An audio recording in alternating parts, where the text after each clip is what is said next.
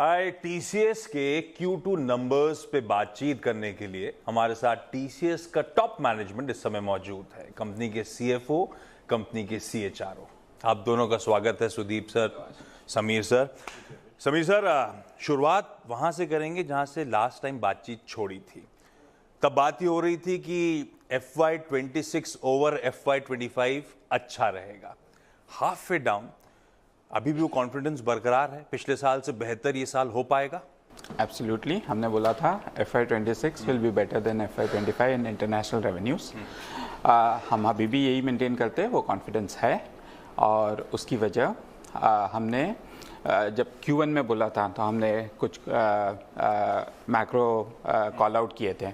अगर हम देखें Q1 से Q2 में हमने इस तिमाही में पॉजिटिव ग्रोथ मोमेंटम देखा है। एंड हमारा जो Q1 का INR रेवेन्यू ग्रोथ है 3.7% है। In constant currency terms 80 basis points आया। लेकिन इम्पॉर्टेंट बात यह है कि सारे वर्टिकल्स और सारे जोग्राफीज़ में हमारा पॉजिटिव ग्रोथ मोमेंटम रहा है।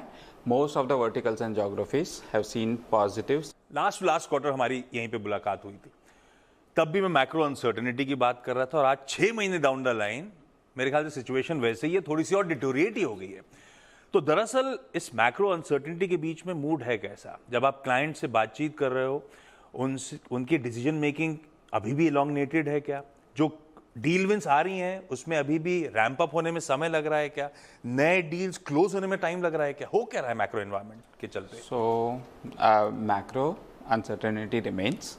लेकिन अगर देखें तो हमने जो कॉन्फिडेंस आ रहा है is primarily on behalf of that decision making में डिलेज या कैंसलेशंस जो हो रहे थे उस पर दे हैव मिनिमाइज्ड, रिड्यूस्ड। और so that is one part which is driving some part of the growth. अगर आप लास्ट 3-4 क्वार्टर देखें तो हमारे जो डील विंस है, TCV वैल्यूज़ है, वो भी अच्छी रही है हमारा। एब्सोल्युटली। एंड एक मेगा डील भी आई है। So all that gives us better confidence in terms of visibility into the future. Sudeep sir, tough times जिसमें आप ये पोजीशन पे आए हो, बेस्ट विशेज एक तो उसके लिए और कॉन्ग्रेचुलेशंस।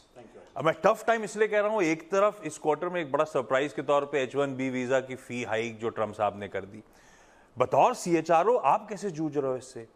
क्या, क्योंकि TCS के लिए बड़ा इंपॉर्टेंट, सबसे बड़े स्पॉन्सर आप H1B वीजाज के हो, क्या ये डिसाइड किया है कम H1B वीजाज के लिए अप्लाई करेंगे? क्या ये डिसाइड किया वहां पे लोकली हायर करेंगे या US ट्रैवल ही कम कर देंगे? कर रहे हो आप लोग, कैसे जूझोगे इस दिक्कत से? सो अजय जी, जो हमारा प्लान था ऑलवेज इन द पास्ट, हम लोग ने US में बहुत सालों से हम लोग ऑपरेट कर रहे हैं, not just in US but across the globe we have been operating for many years. And our brand is a very strong brand in all these countries and we have been constantly investing. Trump साहब को आजकल याद नहीं लगे, आपका नाम तक लेके चिट्ठी लिखने लगे। सो कॉन्स्टेंटली इन्वेस्ट कर रहे हैं। And we have been hiring from universities and things. So just बताऊँ, लास्ट 5 साल में वी हैव 30,000 पीपल इन द US में हमने हायर किए हैं। और 10 और हम लोग अभी उतना H1 में वीज़ा में डिपेंडेंट नहीं है। वो तो हमने डिपेंडेंसी कोविड टाइम से धीरे-धीरे रिड्यूस करी है। हाँ, रिड्यूस कर दिया। और actually in this financial year approximately 500 people he net new H1 travel किए हैं, तो हमारी डिपेंडेंसी नहीं है।